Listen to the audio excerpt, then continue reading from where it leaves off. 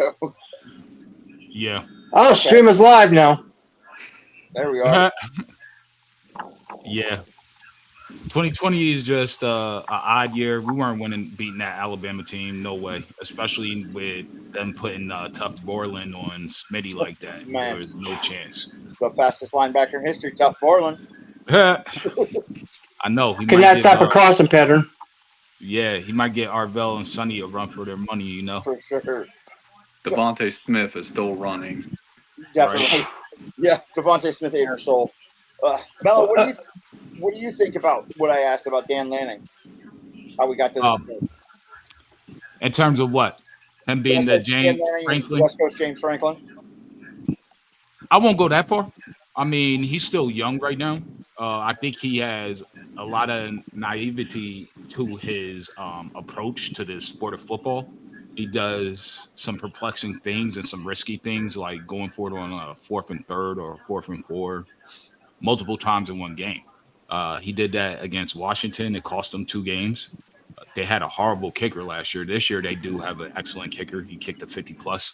So, really, he's just young, but I don't think he's ready for the stage right now as we speak. And I think it's going to bite him in the butt at some point on Saturday.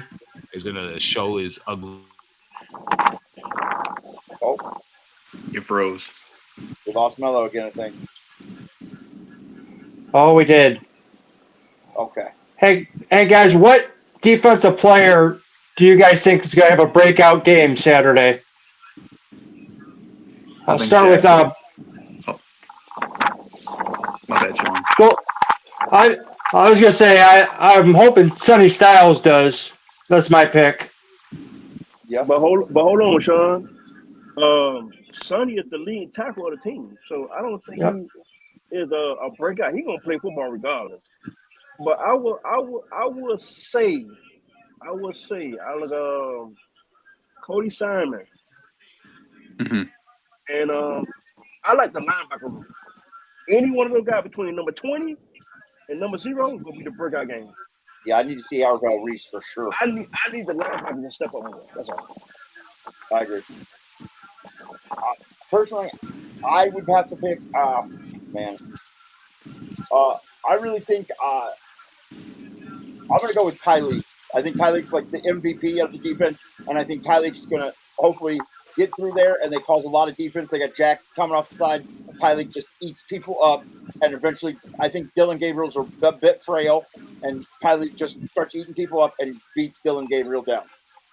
That's my pick. I think it's very important for us to keep the pass rush going and just make Dylan Gabriel uncomfortable. Hammer him, hit him, smack him to the ground, make him not want to not be back there anymore. Punish him. And I think if we do that, he's not. I think he'll turn the ball over like he did last week and the week before. He's had 2 or 3.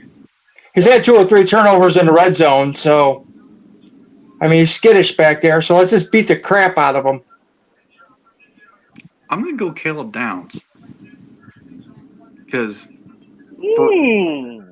Caleb, you can tell no one's testing him. No one's testing him. You right? I like that. That was my second pick. Like I really like wanted that.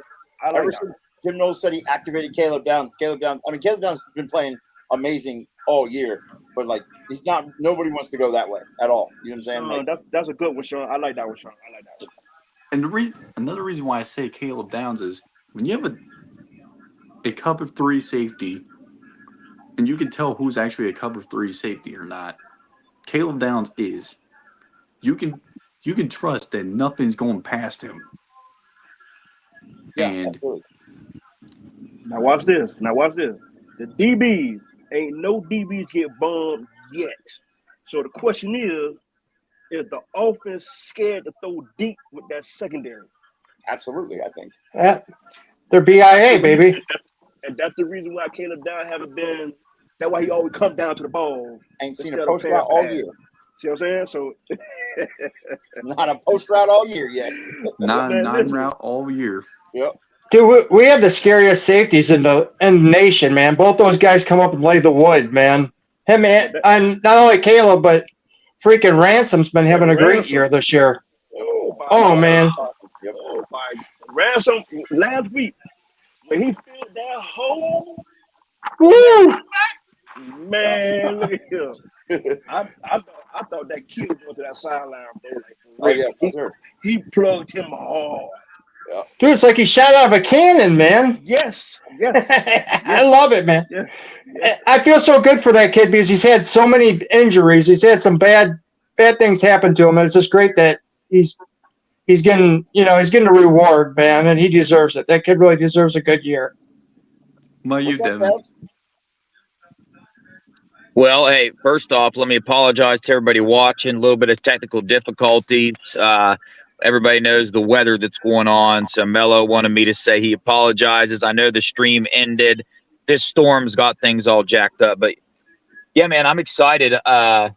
Caleb Downs, like Jim Knowles always says, activate.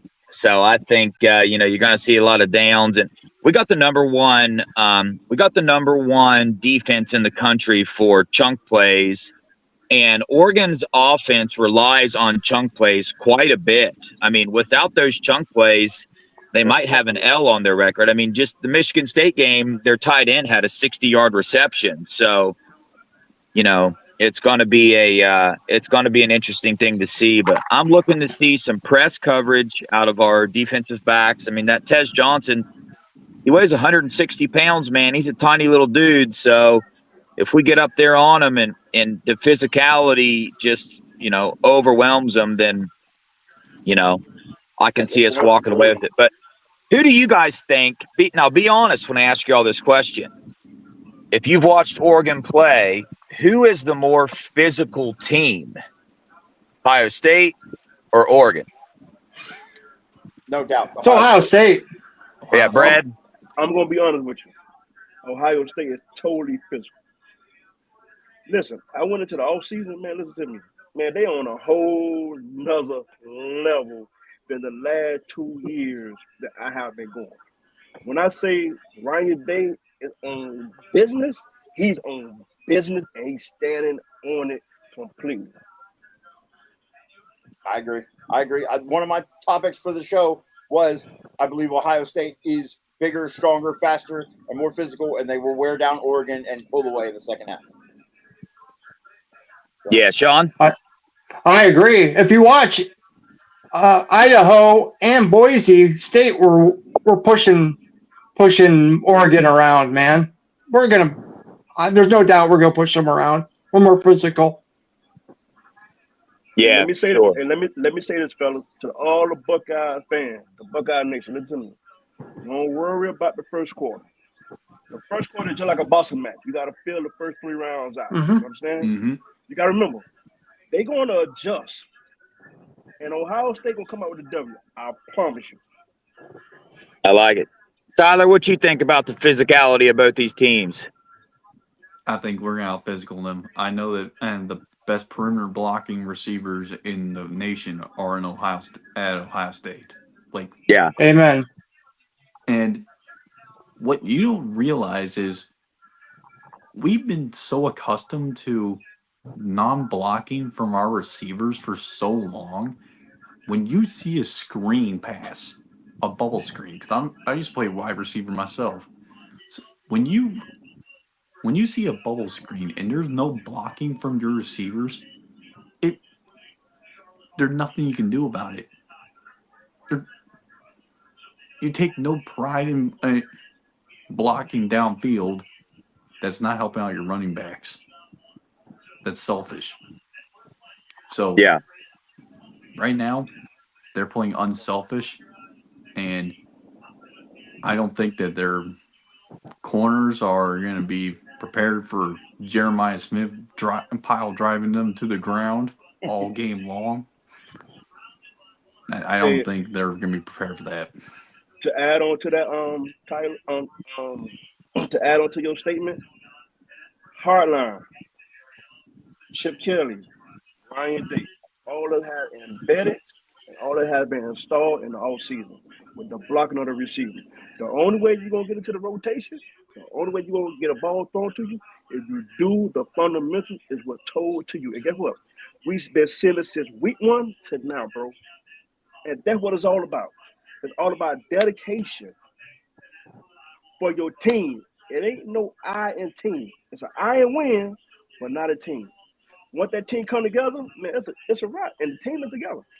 Yeah, Brett, I love you said that, man, because in the beginning, in the preseason, you watched how Oregon made their team. A lot of players out of the portal that required a lot of money to come there. And I always questioned how a team would play if they were built that way. Would they come together as a team? And then you watch them play Boise State, you watch them play Idaho, and even in the Michigan State game. This is a small little detail, but it's something that I noticed. I saw a lot of Oregon players on the ground. I personally saw this twice. Go on the ground, stick their hand up to be helped off the ground, and none of their teammates come over and help them up. They had to get up on their own. When you watch the Buckeyes play, watch one of our Buckeyes go on the ground. You'll see 2 or 3 of them run over. He won't have to stick his hand up. He will get lifted off the ground on his own. So that's one of the main things that I love about watching this Buckeye team this year is the stuff that you guys just talked about, the wide receiver blocking, the running backs and pass coverage. And you can feel and you can see, like, even when the team has made mistakes, even when JJ has fumbled it or Will Howard throws an interception, like the next time they come out and play, it's like nothing happened. You can't do that unless you're a team, unless you are connected and everybody's on the same page.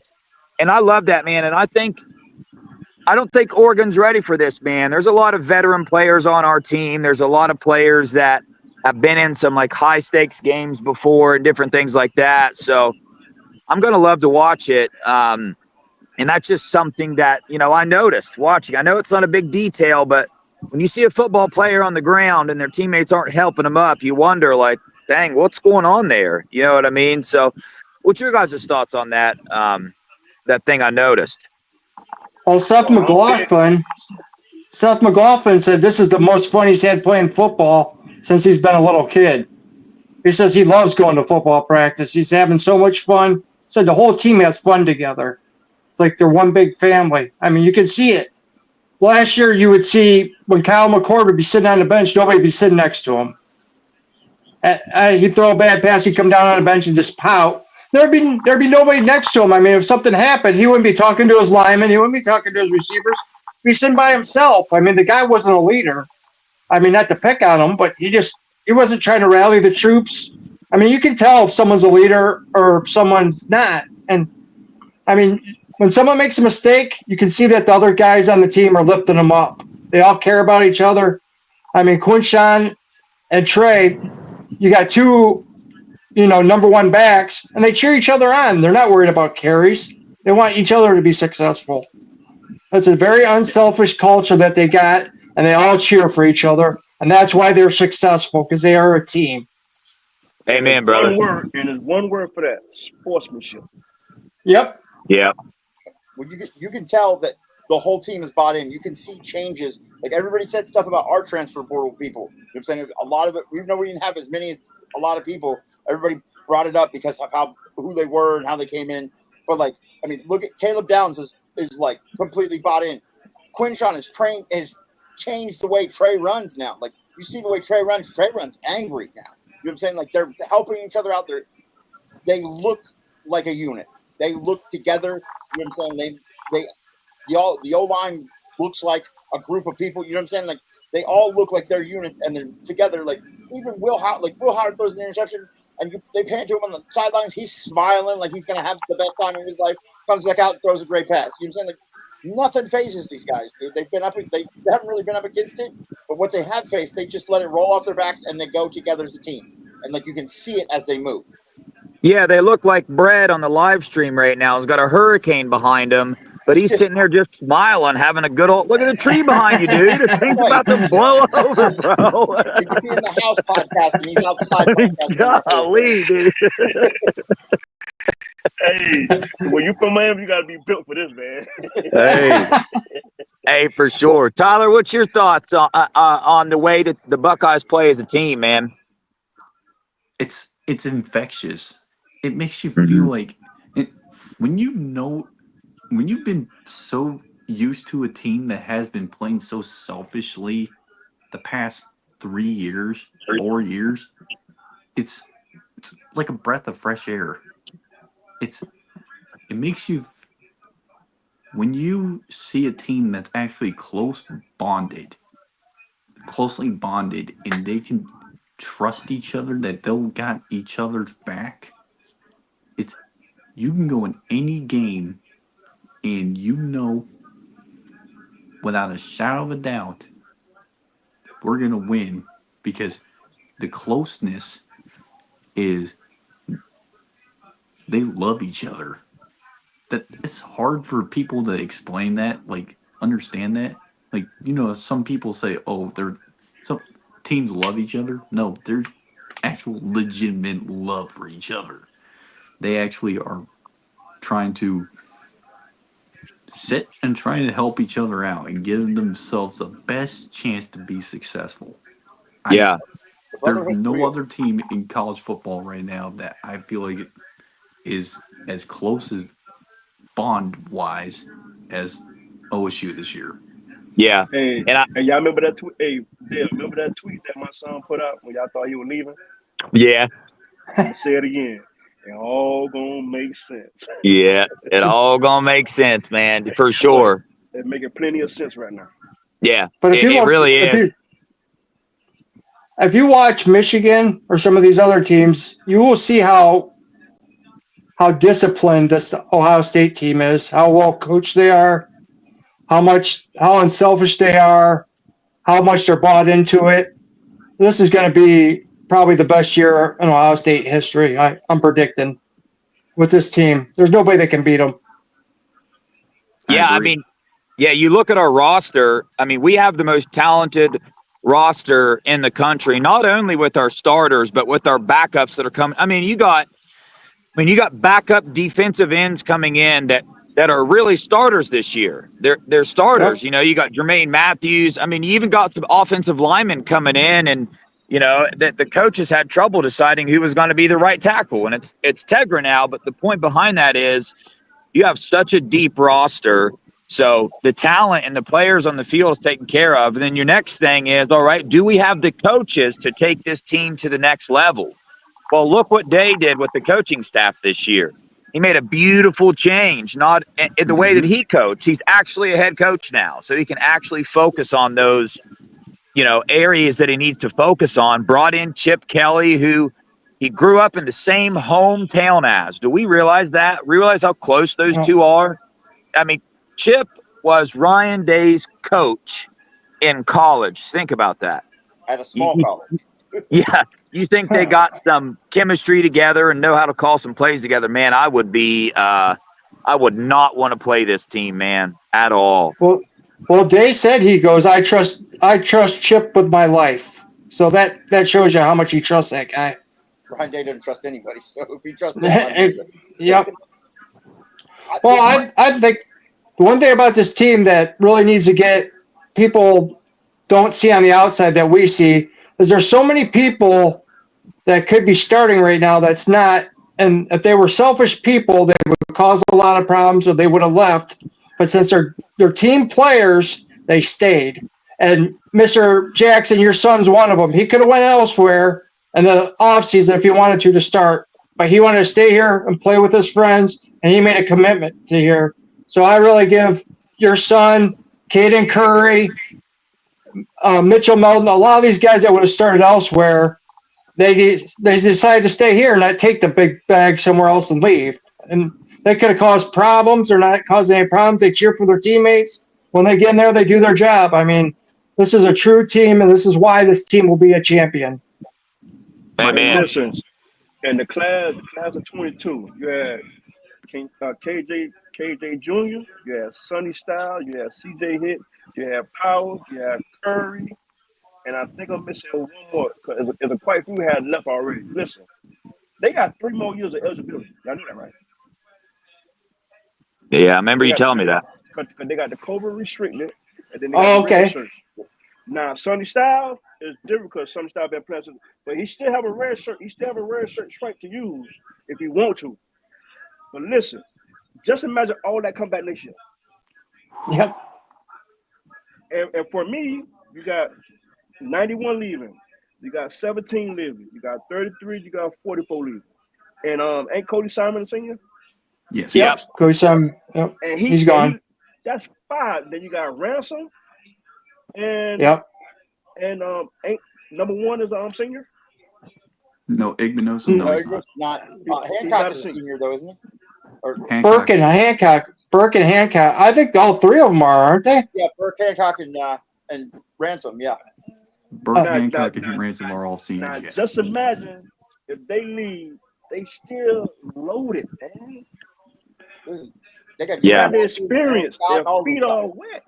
Man, it's gonna be scary for the next 4 years, man.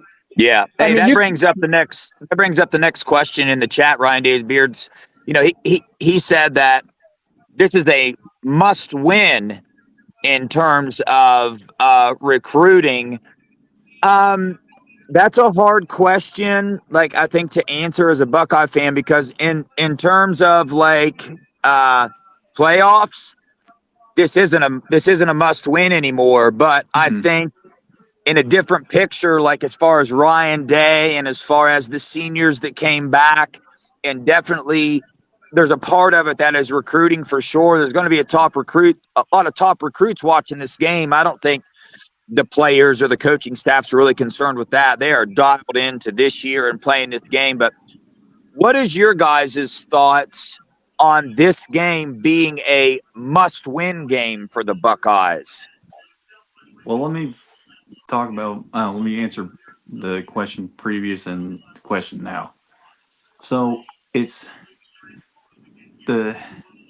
when you think about this team as well, you have to realize that this team, they've been through so much. They've been through so much for all the Michigan, through the past 3 years. They've had to listen to that for 3 years. So all that pent up frustration is going to be put out on that field. It's going to be, and on November 30th. This is just one example. So all that frustration that all the seniors have been put through, this is their first opportunity to release all that frustration. Now, the second question, this is going to be, we're already the number 1 recruiting class. And if we beat Oregon and we beat Penn State, which we're going to beat Penn State, and we beat Michigan, we're going to beat Michigan. I feel like we're going to, Dorian Brew, Justin Hill, all these guys that have been like thinking, oh, Ohio State, I don't want to go there no more. They're going to start questioning their decisions. The grass is not greener on the other side all the time.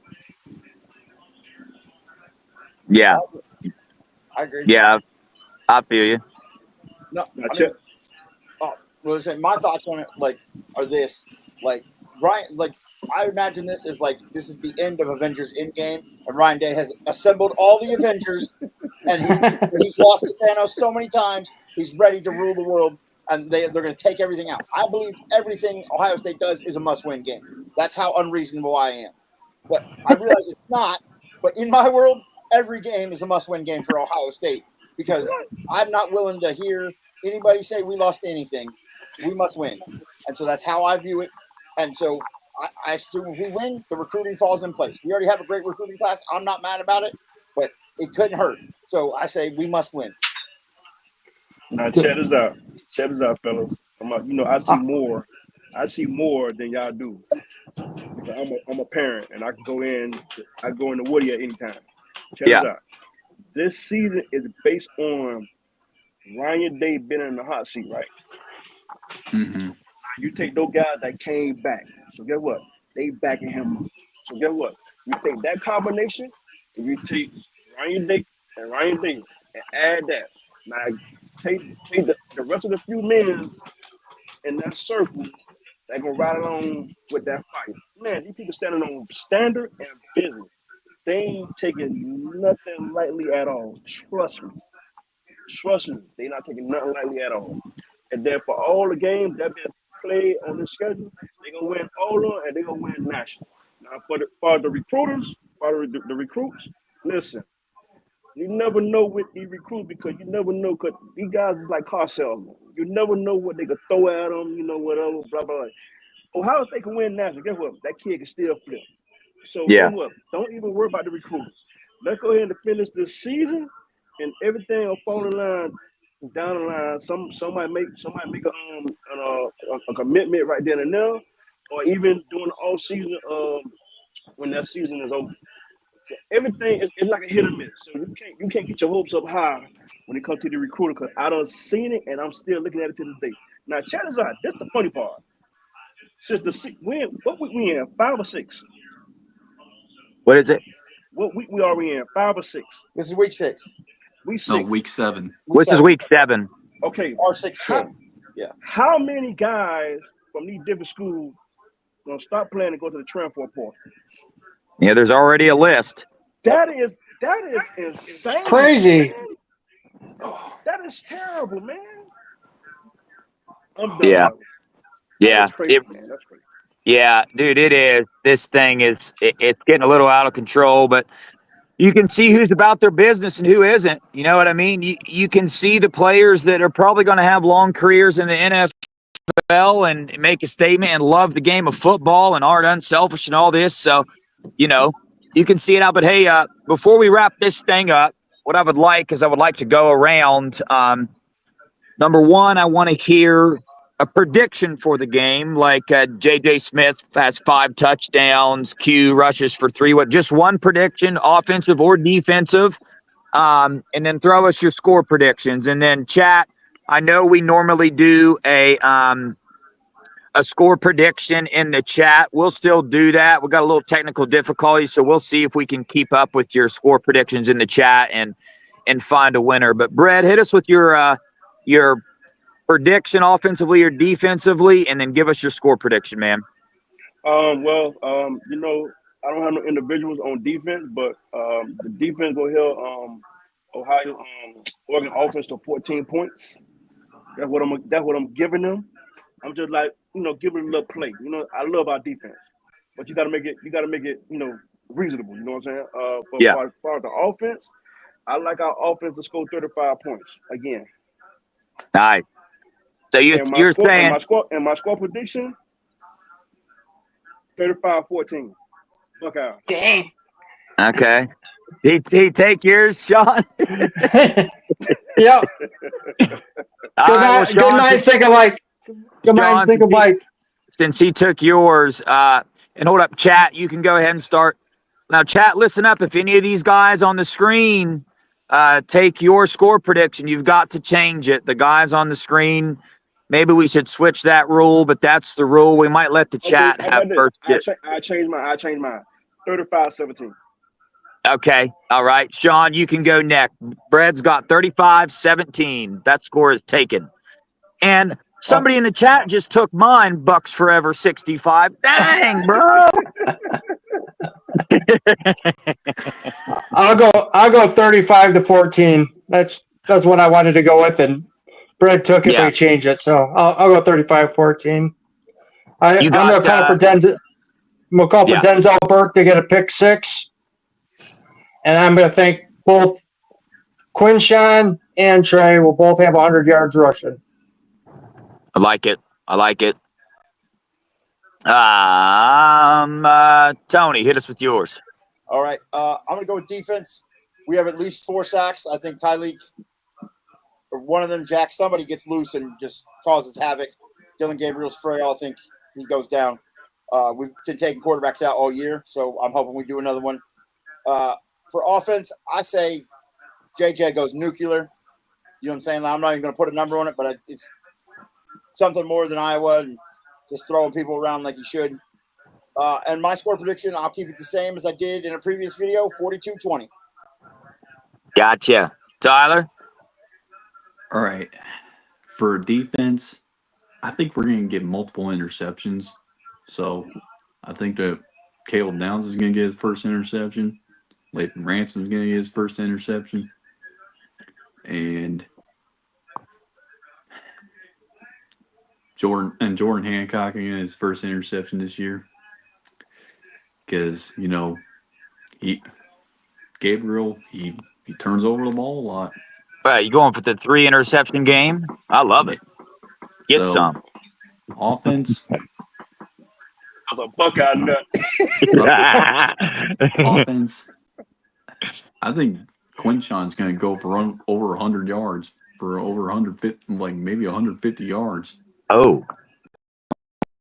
Okay. And score prediction. I've been thinking about this because Boise State was running over them. And this is in Illinois. I said Illinois. Idaho was also. So I'm thinking maybe 42-14. Ooh, I like that. 42-14. Okay. Yeah, man. My oddball prediction for the game is Caleb Downs gets his first interception of the season. And I'm going to go with a score of 38-24.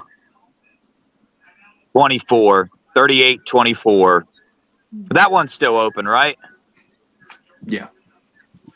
What is that? That's 5 touchdowns and a field goal. Okay, I'll take it. Yeah. All right, fellas. Hey, man, appreciate everybody holding in there on the technical difficulties.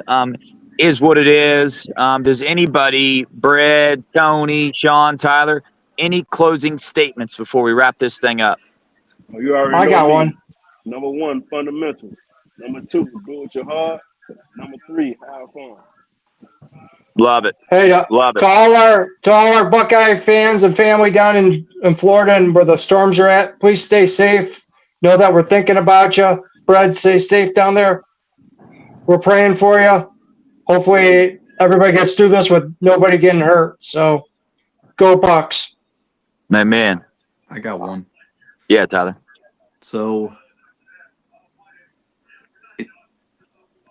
Buckeye fans, relax. It's gonna be a 4-quarter. It's gonna be a 4-quarter game. We know how we get.